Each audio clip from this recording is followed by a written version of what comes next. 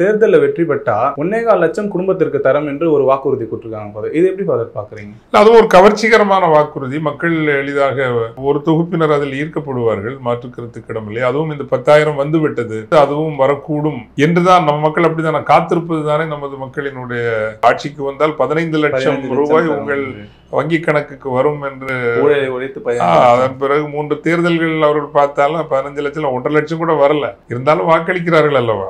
அந்த மக்கள் ஒருவேளை வந்துருங்கிற அந்த நப்பாசையிலேயே வாக்களிப்பார்கள். அதற்கும் ஒரு நிரந்தரமாய் ஏமாறுவதற்கு ஒரு கூட்டம் இருக்கத்தானே செய்கிறது. எப்படியாவது ஆட்சியை கைப்பற்றிட வேண்டும் என்ற துடிப்பு அவர்களிடம் இருக்கா? யாருக்கு?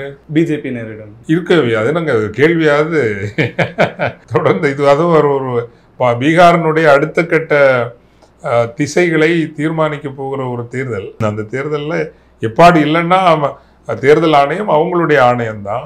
இன்னைக்கு கம்ப்ளீட் மீடியாவும் அவங்களோட மீடியா தான். இடி, சிபிஐ எல்லாமே அவங்களோடது தான். நேரடியாக பணம் வங்கி கணக்கு போடுற அளவுக்கு பணமும் இருக்குது, அதற்கான வாய்ப்பும் இருக்குது. எல்லாமே அவங்களுக்கு சாதகமாக தானே இருக்குது.